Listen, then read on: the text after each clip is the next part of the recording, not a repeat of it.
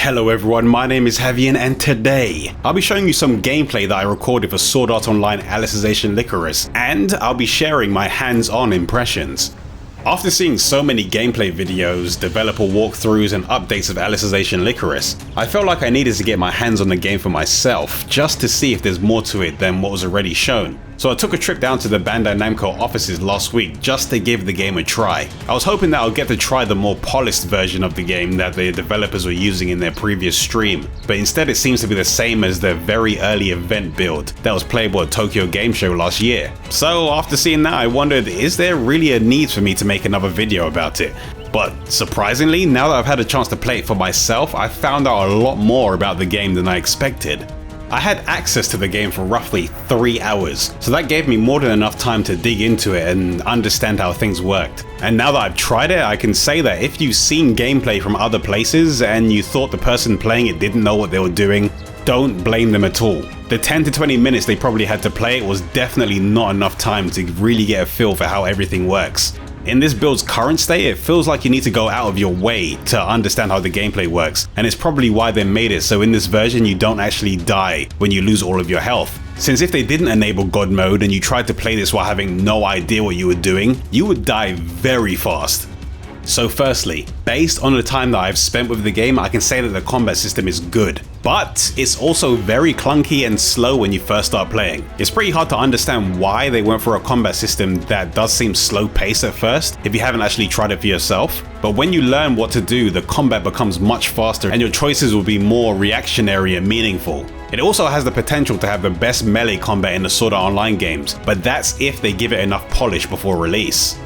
Even though this is still an early build and they've already made improvements past the version that I played, I can still get a feel for what they were aiming for with this new combat system. At first it seemed like it would be the same as Hollow Fragment or Hollow Realization, but it actually feels very different to play. If the gameplay is still the same on release, then we can say goodbye to the days of crazy long skill trains and buff spam from the previous games. One thing that stood out to me was how much of an impact your partner makes to the way the combat feels. Since it doesn't seem like you'll be able to constantly chain skills together on your own anymore, it feels like you'll need to use your partner as an extension of your main character for skill chains.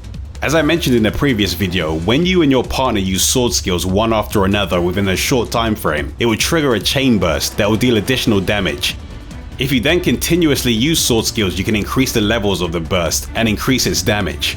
I'm sure there will be parts of the game where you're controlling one character, but for the most part I assume you'll have a partner character with you. In this game you have a lot of control over what moves your partners use and when they use them, so in battles it seems like you should go in with the mindset that you're really controlling two characters at once rather than just one. We haven't been shown character progression yet, and in the majority of the gameplay videos we've been shown, the characters are a lower level and don't seem to have access to a lot of their skills, but it does feel like it will be a good idea to give partners skills that complement the character you're using, or skills that will be helpful when creating chain bursts and combos. In this game it seems like you need to be very deliberate with the skills you want to use and when you use them. The SP that's needed to use your sword skills seems to recover fairly quickly when you're using normal attacks on the enemy, so you should always be able to use the skills you need when you need to use them, as long as you keep pressure on the enemies with normal attacks. And just like I mentioned in a previous video, you can cancel your normal attacks and sword skills into sacred arts or magic to create longer combos and keep enemies juggled in mid-air for longer. A lot of the combat seems to be based on timing and counter-attacking enemies when they leave themselves open and vulnerable. So you need to be aware of what your enemies are doing so you can guard break, block or parry them depending on the situation.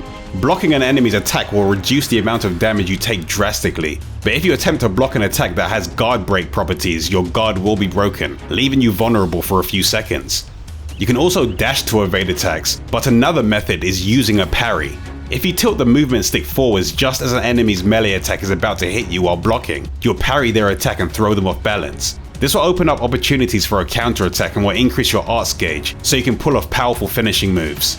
You can also freeze time to check an enemy's health and to assign commands to your party members. But one addition to this mode that I didn't notice previously was the ability to have a tiny glimpse into the future and preview what will happen once you disable time freeze. It reminded me a bit of the Monado powers in Xenoblade Chronicles, and it's a cool idea, but if it does make it into the final game, I'm not sure if it's something I'll consider using personally. But it does seem like a good addition for people that like to play it a bit more strategically. So, now that I've told you about all the things I noticed about the game while playing, Let me give you a little demonstration of how the combat looks now that I understand how everything works.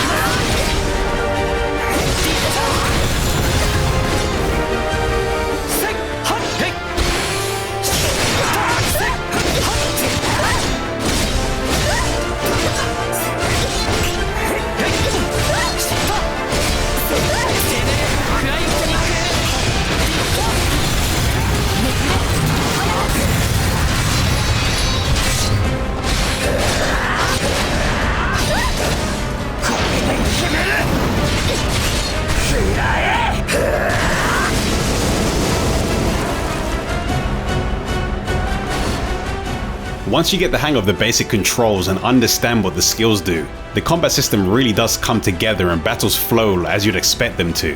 But like I said earlier, this version of the game is outdated, and based on the footage that's been shown by the developers, the game is in a much more polished state and appears to be faster paced. But I still hope to try a newer version of the game just to see how much it's improved for myself. I was worried about the gameplay when I first started playing, but now I'm actually looking forward to Alicization Lycoris. There's still a lot about the game that needs to be shown, like the progression systems, how the equipment works, and other things you can do. So hopefully they'll start talking about those things soon.